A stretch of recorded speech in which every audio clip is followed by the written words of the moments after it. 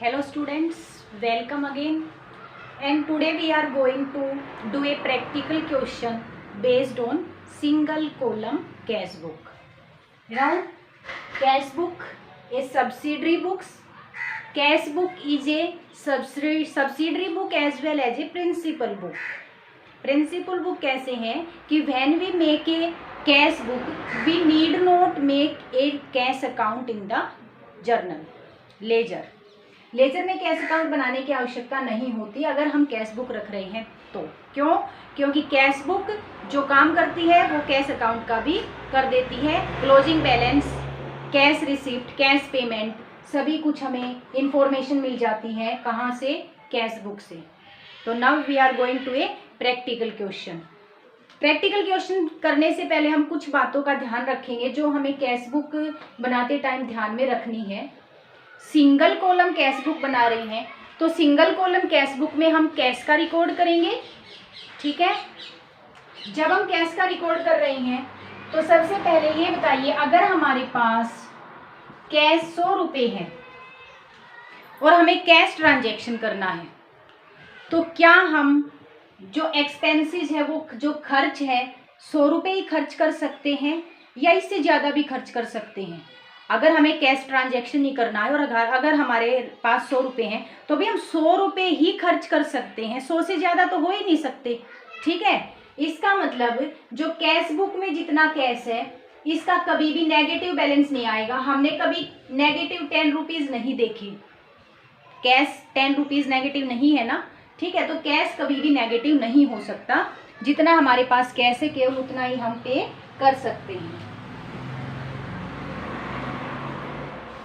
तो सबसे पहले तो ये है कि जो हमारा सिंगल कॉलम कैश बुक है जो कि कैश का रिकॉर्ड करती है, never show a credit balance, ठीक है। क्रेडिट बैलेंस शो नहीं करेगी तो क्या करेगी? Always show a debit balance. तो फर्स्ट ऑफ ऑल है जो पहली बात हमें ध्यान रखनी है, जो सिंगल कॉलम कैश बुक है, कैश बुक ऑलवेज, जो कैश बुक है वो हमेशा हमें शो करती है ए डेबिट बैलेंस। अभी मैं आपको कैश बुक बना के दिखाऊंगी, फिर बताऊंगी, देखिए इसका डेबिट बैलेंस आया है तो always show a debit balance. हमेशा सिंगल कॉलम कैश बुक का डेबिट बैलेंस होता है, कभी भी नेगेटिव में। डेबिट बैलेंस का मतलब कि हमारा कैश है संस्था में, क्रेडिट बैलेंस का मतलब होता है कि माइनस में चला जाना, तो कैश तो कभी माइनस में जा ही नहीं सकता, तो क्रेडिट बैलेंस नहीं होता। तो फर्स्ट ऑफ ऑल तो हमें यही पॉइंट करना है कि जो कैश बुक है उसका हम हमेशा डेबिट बैलेंस होता है। 1 नंबर का क्वेश्चन पूछा जा सकता है तो always show a debit balance. सारी कैश बुक नहीं, only single column cash book, only single column cash book show a debit balance also. उसके बाद जो 3 ट्रांजेक्शन है वो हमें ध्यान रखनी है। जो ट्रांजैक्शन होते हैं, अगर आपको क्वेश्चन में if in question there is no party name, party name कि किससे परचेज किया, किसको सेल किया, ठीक है। अगर पार्टी नेम नहीं लिख रखा है, it is treated as cash transaction. अगर हमें ये नहीं दे रखा, सिर्फ ये लिख रखा सोल्ड गुड्स, पार्टी का नाम नहीं दे रखा, सोल्ड गुड्स लिख रखा है, तो आप इसे कैश ट्रांजैक्शन मानेंगे। अगर पार्टी का नाम नहीं है, नो पार्टी नेम, तो ट्रांजैक्शन हुआ भी कैश ट्रांजैक्शन। और कैश ट्रांजैक्शन को हम शो करेंगे कैश बुक में। Second, if in question party name given है, पार्टी नेम इज गिवन, अगर क्वेश्चन में पार्टी नेम दे रखा है, it will be treated as a credit transaction, credit transaction मानेंगे। अगर पार्टी नेम दे रखा है, suppose goods sold to Mohan, purchased from Ram, ठीक है, तो क्रेडिट ट्रांजैक्शन हुआ। और आप सभी को पता है क्रेडिट ट्रांजैक्शन को कैश बुक में रिकॉर्ड नहीं करना, कैश बुक में केवल कैश ट्रांजैक्शन का रिकॉर्ड होगा।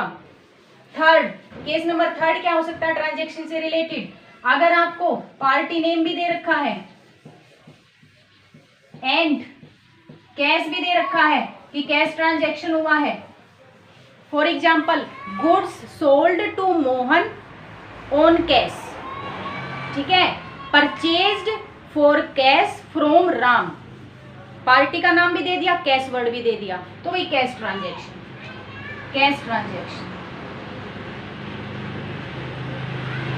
अगर पार्टी का नाम भी दे दिया और ट्रांजैक्शन का नाम भी दे दिया कैश का और पार्टी का, तो cash transaction and that will be recorded in the cash book. इन तीनों पॉइंट्सों को ट्रांजैक्शन में आपको ध्यान रखना है ताकि आप इजीली आइडेंटिफाई कर सके कि कैश ट्रांजैक्शन है या नहीं है।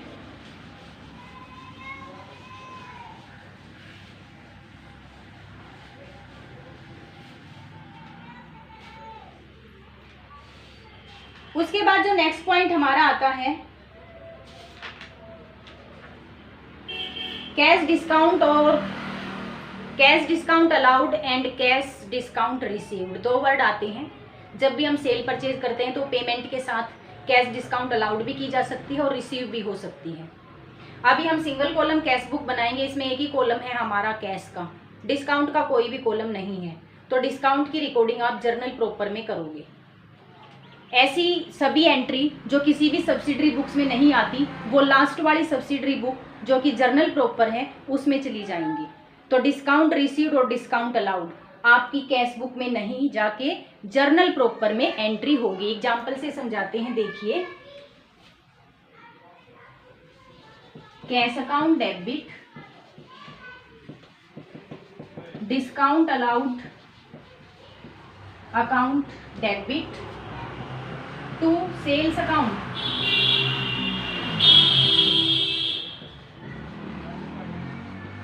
फॉर एग्जाम्पल, हमने सेल किया है, कैश पेमेंट दी तो 200 हमने कस्टमर को डिस्काउंट अलाउड कर दी, ठीक है, ये एंट्री हुई। अब जब हम कैश में रिकॉर्ड करेंगे तो कैश में केवल कैश का ही रिकॉर्ड करेंगे कि कैश कितना मिला, तो कैश 9800 मिला है, तो भाई 9800 तो हमारा चला जाएगा कैश बुक में, ठीक है। डिस्काउंट की एंट्री हम कैश बुक में नहीं कर सकते, जर्नल प्रॉपर में करनी होगी। जर्नल प्रॉपर बिल्कुल जर्नल की तरह ही बनाओगे आप, यही परफॉर्मा होगा जैसे जर्नल का था, वही जर्नल प्रॉपर है। एंट्री क्या हो जाएगी, केवल डिस्काउंट लेके आओगे, यहाँ पे क्या एंट्री हो जाएगी, डिस्काउंट अलाउड अकाउंट डेबिट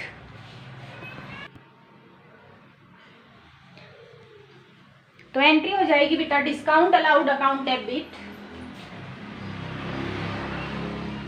200 लेके आओ सिर्फ, और इसके अपोजिट वाला एंट्री टू सेल्स अकाउंट 200।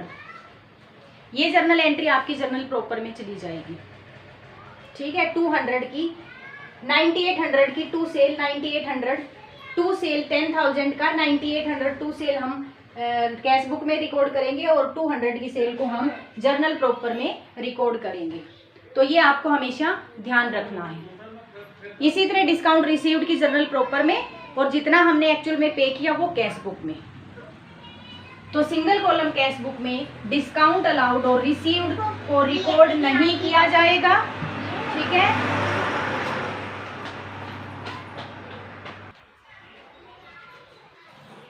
तो आप बेटा आगे हमारा होता है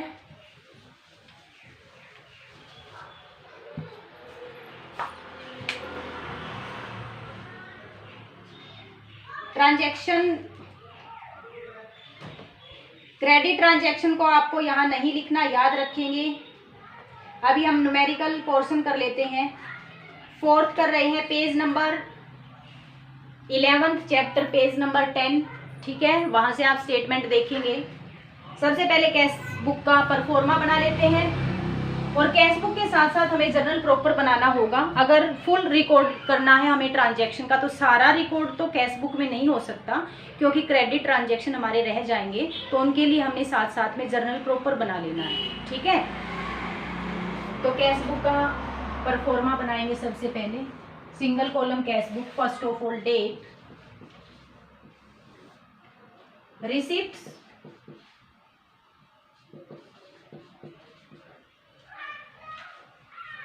रिसिप्ट्स के बाद आपका आ जाएगा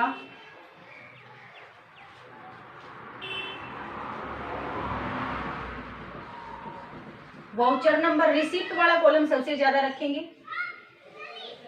वाउचर नंबर का सिर्फ हमें सीरियल नंबर लिखना है, अगर हमारे पास दे रखे हैं तो क्वेश्चन में, तो ज्यादा स्पेस हमें नहीं लेना। वाउचर नंबर, एलएफ का भी सबसे कम मार्जिन यहाँ पे देना है हमें। अमाउंट, ताकि सुफिशिएंट अमाउंट हमारा आ जाए, तो थोड़ा सा बाकी कॉलम से इसे थोड़ा सा लार्ज रखेंगे। ये डेबिट साइड हो गया, यहाँ पे डीआर लिख दीजिए, ये डेबिट साइड हो गया।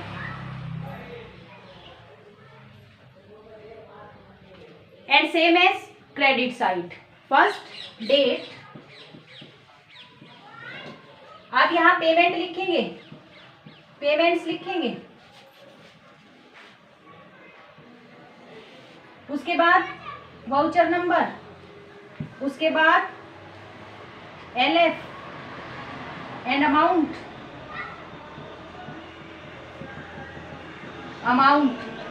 ये अमाउंट का कॉलम हो गया है। इसके बाद हमारा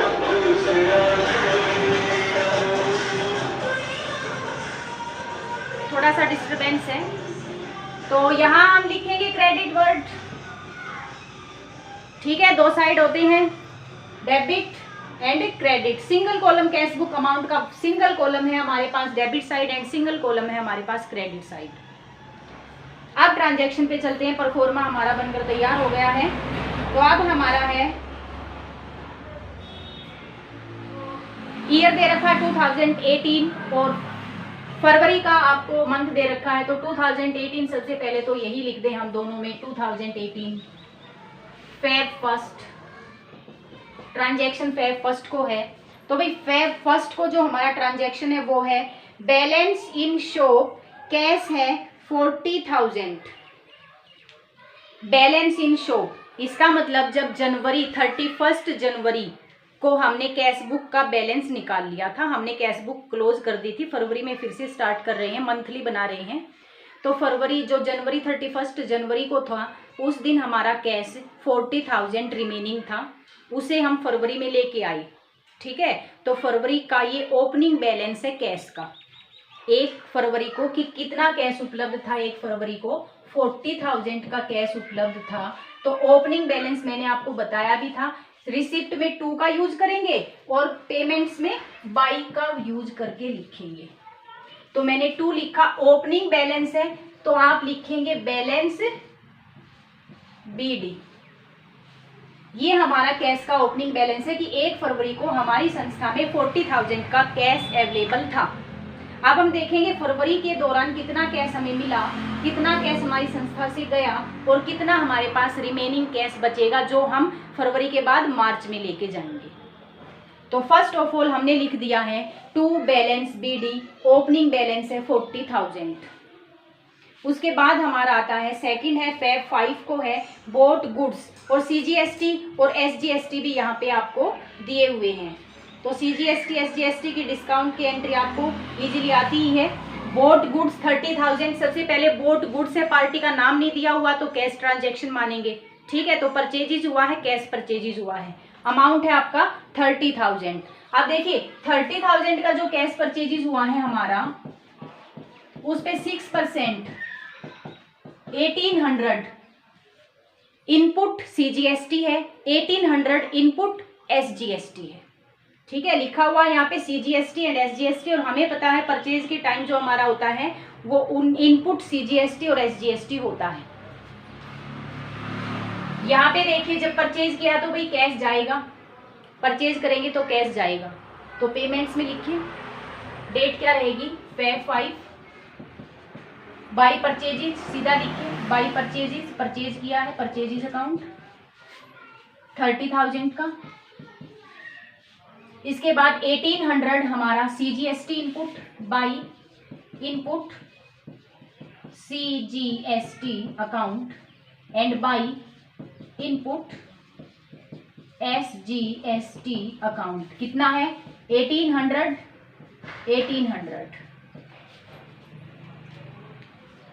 क्योंकि जब भी हम परचेज करते हैं तो सीजीएसटी भी पे करते हैं, सीजीएसटी पे करेंगे तो कैश जाएगा, तो हमने पेमेंट में रिकॉर्ड किया। उसके बाद नेक्स्ट ट्रांजैक्शन है हमारा sold goods 45,000, 6% CGST, 6% SGST, amount है 45,000। तो भाई 45,000 का 6% निकाल लो, कितना हुआ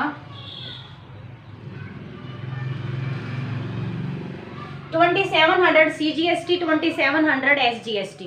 अब यहाँ पे सिर्फ ये लिखा है कि सोल्ड गुड्स, पार्टी का नेम नहीं दिया हुआ, तो ये कैश ट्रांजैक्शन है, रिकॉर्ड करेंगे और सेल करेंगे तो हमें कैश मिलेगा, कैश के साथ साथ हमें GST भी मिलेगा। तो डेबिट में रिकॉर्डिंग होगी Feb 7 to sales account. Sale कितनी हुई 45,000 की। कभी भी हम CGST को SGST को सेल और परचेज में शामिल नहीं करते। यहाँ देखिए हमने सेपरेट दिखाया हुआ है। तो और सेल के टाइम क्या होता है, output CGST to output SGST। Amount निकाला हुआ है, सेम है दोनों का 2700। सेल का ट्रांजैक्शन भी हमारा कंप्लीट हो गया है। उसके बाद हमारा नेक्स्ट ट्रांजैक्शन है 10 को, paid to Yashpal and sons on account 6,000। Yashpal and sons को पे किया है हमने 6,000 का। पेमेंट की है तो बताइए किस साइड आएगा, पेमेंट साइड या रिसिप्ट साइड। पेमेंट की है तो पेमेंट साइड आएगा। डेट रहेगी हमारी Feb 10। बाई का यूज करेंगे। अब किसको पे किया है, यशपाल को, यशपाल अकाउंट। उसके बाद है हमारा कितना पे किया है 6,000, पेमेंट में लिख दिया 6,000। यहाँ पे देखिए हमारे पास वाउचर नंबर नहीं दे रखे, LF नहीं दे रखा, तो हमने इन कॉलम में कुछ भी नहीं लिखा है। इन कॉलम में केवल तभी लिखोगे आप जब आपके पास इनके नंबर दे रखे हों। उसके बाद नेक्स्ट ट्रांजैक्शन है आपका received from Rahul brothers and discount allowed. Receive हुआ है 9800, रिसीव 9800 एंड डिस्काउंट अलाउड 200। यहां देखिए भाई कैश मिला 9800 से, तो कैश का रिकॉर्डिंग तो कैश बुक में, लेकिन डिस्काउंट का कहां बताया था, जर्नल प्रॉपर में।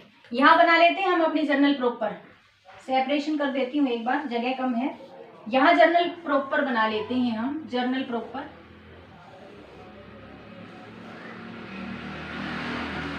जर्नल प्रॉपर क्योंकि डिस्काउंट का रिकॉर्ड हम कैश बुक में नहीं कर सकते। जो एंट्री हमारी कैश बुक में नहीं जाएंगी वो हमारी जर्नल प्रॉपर में जाएंगी। तो यहाँ पे डेट है हमारा 14 और राहुल ब्रदर से हमें मिला है, तो Feb 14 2 का यूज करेंगे। राहुल ब्रदर्स कितना रिसीव हुआ है 9800, 200 की डिस्काउंट है, जर्नल प्रॉपर में लेके जाइए। 2018 Feb 14 डिस्काउंट अलाउड है, तो एंट्री क्या हो जाएगी, discount allowed debit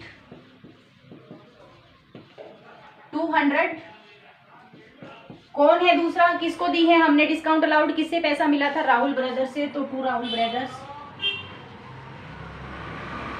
200 and narration लिखोगे फॉर डिस्काउंट अलाउड, पार्टिकुलर में लाइन लगा दोगे। ठीक है, होप दिखाई दे रहा होगा जर्नल प्रॉपर।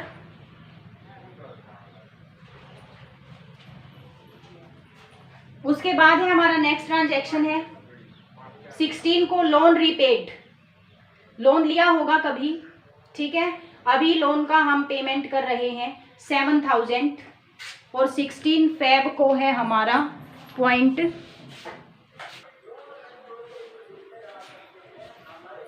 तो नेक्स्ट ट्रांजैक्शन है हमारा लोन रीपेड किया है 7,000 का Feb 16 को, तो क्रेडिट साइड में Feb 16 लिखेंगे। अब लोन को रीपेड किया है तो बाय लोन पेमेंट में लिखा 7,000 पे कर दिया है। ठीक है, नेक्स्ट ट्रांजैक्शन रहेगा हमारा 22 को है paid for travelling expenses 500। Expenses है पे किए हैं तो 500 बाई ट्रेवलिंग एक्सपेंसेस डेट रहेगी आपकी फेब, डेट है फेब 22।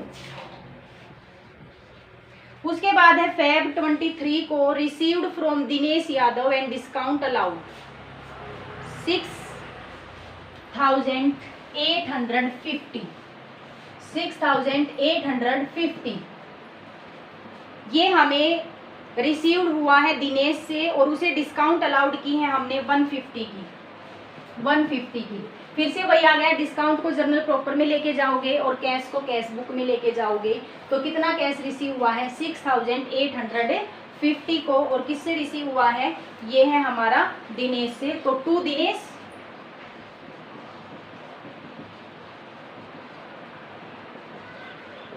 टू दिनेश 6,850 और 150 की डिस्काउंट है, जर्नल प्रॉपर में लेके चलेंगे। और यहाँ डिस्काउंट फिर से अलाउड है, यहाँ पे discount allowed debit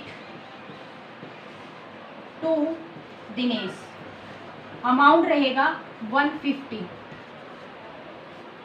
150 narration for discount allowed.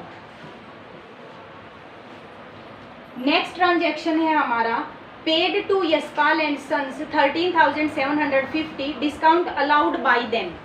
हमने पे किया है डिस्काउंट अलाउड बाय देम, उसने डिस्काउंट अलाउड किया, इसका मतलब हमें डिस्काउंट रिसीव हुआ है। ट्रांजैक्शन को ध्यान से देखें, थोड़ा सा दूसरी तरफ से बता रखा है कि जो हमारा यशपाल है उसने डिस्काउंट अलाउड की, इसका मतलब बिजनेस को क्या हुआ, डिस्काउंट रिसीव हुई है। तो पे किया है 13,750 का, तो भाई 13,750 का पे किया है, पेमेंट साइड में लिख दिया है बाय यशपाल। डिस्काउंट के लिए एंट्री यहाँ करेंगे, हमें डिस्काउंट रिसीव हुई है, एंट्री क्या हो जाएगी, Yashpal debit to discount received, amount है हमारा डिस्काउंट रिसीव्ड का 250, 250। ये है आपका फेब 25।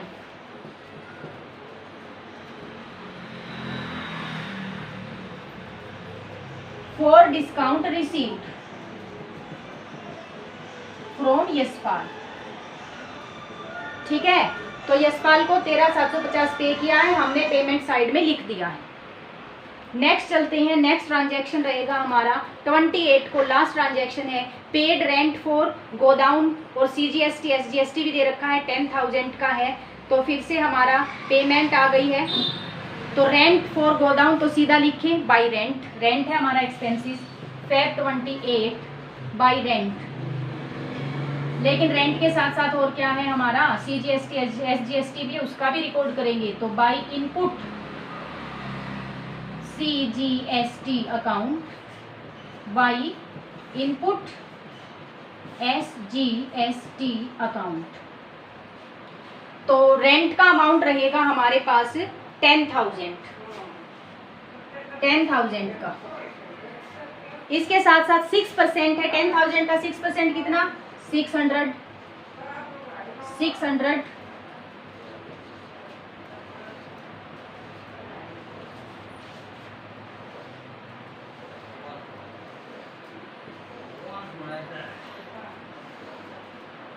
इसके बाद देखिए हमारा ट्रांजैक्शन 28 को है paid to Manoj general store in full settlement of their account 8,000। Manoj general store को पे किया है, और अकाउंट इन्होंने दे रखा है कि 8,000 रुपये देने थे, और हमने पे कितना किया है, अमाउंट दे रखा है 7,600, अमाउंट दे रखा है 7,600। इसका मतलब क्या, डिस्काउंट है, फुल सेटलमेंट लिख दिया। अब बाकी पैसा नहीं देना तो फुल सेटलमेंट है। तो मनोज है, अब मनोज को पे करेंगे बाय मनोज, बाय मनोज कितना 7,600, 400 की डिस्काउंट यहाँ लिखेंगे, हमें मिली है, डिस्काउंट रिसीव हुई है, Manoj debit 400 to discount received 400 for discount received. Feb 28 को ही ये भी ट्रांजैक्शन हमारा हुआ है। तो ये था हमारा कि जो हमने डिस्काउंट से रिलेटेड एंट्री थी वो तो हमने जर्नल प्रॉपर में रिकॉर्ड कर दी हैं। बाकी ट्रांजैक्शन हमारे कैश ट्रांजैक्शन थे पूरे क्वेश्चन में, यहाँ कोई क्रेडिट ट्रांजैक्शन नहीं था, तो सारे हमने कैश बुक में डाल दिए हैं, रिसीप्ट एंड पेमेंट्स। उसके बाद देखिए क्या करना है आपको, उसके बाद अमाउंट वाले कॉलम का टोटल कर देना है। यहाँ देखिए, अब ये बात याद रखनी है, देखो मैंने ये स्पेस छोड़ दिया, टोटल मैंने यहाँ नहीं किया क्योंकि टोटल एक लाइन में होना चाहिए, ये याद रखना है आपको, ठीक है। मैंने तो जितना स्पेस एक तरफ बचे उसको छोड़ दो, ठीक है। एक लाइन में, एक सीरीज में आपका वो होना चाहिए, तो मैंने यहाँ लाइन लगा दी है और मैं यहाँ लिख रही हूँ टोटल। टोटल रिसिप्ट है ये हमारा, और ये टोटल पेमेंट, टोटल पेमेंट्स।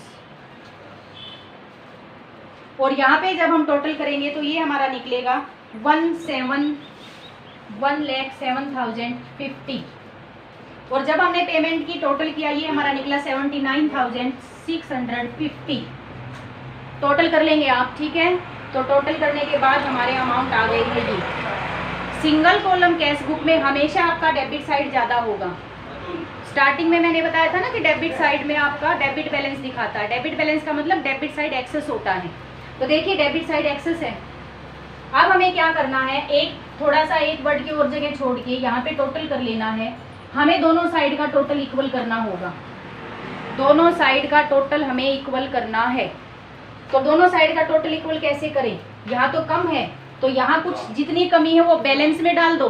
कहाँ डालोगे, बैलेंस में। तो बैलेंस रहेगा हमारा, जब आप इसमें से ये लेस करोगे तो बैलेंस आएगा, और बैलेंस रहेगा आपका 27,400। और यहाँ लिखेंगे आप बाई यूज करेंगे, फिर से बाई बैलेंस CD, और ये आ गया आपका 27,400 बाई बैलेंस CD। जो कमी आई हमने बैलेंस में लिख देनी है। और आप जब टोटल करेंगे तो हमारा दोनों साइड का इक्वल आएगा। आप जब टोटल करेंगे तो हमारा दोनों साइड का इक्वल आएगा, क्योंकि जो कमी थी हमने बैलेंस में डाल दी है, ठीक है। इस तरह से करना है लास्ट वाला पार्ट आपको, और ये हमारा कैश बुक यहाँ पे कंप्लीट होती है। अब देखिए मैंने यहाँ पे भी जगह छोड़ी है, क्योंकि मैंने ये जो टोटल किया है ये भी एक ही लाइन में किया है, ये भी एक ही लाइन में करना है आपको, ठीक है। यहाँ मैंने एक अमाउंट लिखना था, उसके लिए मैंने यहाँ भी एक लाइन का मार्जिन छोड़ दिया है। ये वाला टोटल एक लाइन में होना चाहिए, ये वाला टोटल भी आपको एक लाइन में होना चाहिए। छोड़ दीजिए जो स्पेस आपको, ठीक है। यहाँ से आपको इक्वल करना है, ठीक है। स्ट्रेट पैरेलल लाइन में होना चाहिए ये दोनों टोटल आपके। यही है आपका बैलेंस निकालने का तरीका। क्या करना है, सबसे पहले दोनों अमाउंट का कॉलम टोटल कीजिए। टोटल करने के बाद जिस साइड कमी हो, सिंगल कॉलम कैश बुक में हमेशा इस साइड कमी मिलेगी, उस कमी को निकालिए, अमाउंट को लिखिए और फिर टोटल को कर दीजिए इक्वल। और ये आ गया हमारा बाई बैलेंस CD। इसका मतलब है कि फरवरी 28 को लास्ट में हमारा जो बैलेंस बचा, कैश बचा, वो 27,400 का कैश उपलब्ध है, जो हम मार्च में लेके जाएंगे। मार्च में 27,400 टू बैलेंस BD बन जाएगा मार्च में, ठीक है। फरवरी से लेके आए ना, उसे ब्रॉड फॉरवर्ड किया है फरवरी से, तो to balance BD brought down किया है, ये फरवरी से लेके आए हैं। 40,000 तो हमारा जनवरी से लेके आए थे, फरवरी में 27,400 बचा, जो कि मार्च में जाएगा। तो ये है मेन आपका बैलेंस निकालना, ठीक है। यहाँ भी आप दोनों साइड का टोटल कर दोगे, अमाउंट वाले कॉलम का, जर्नल में भी करते आए हो, तो अमाउंट का आपको क्या करना है, टोटल कर देना है।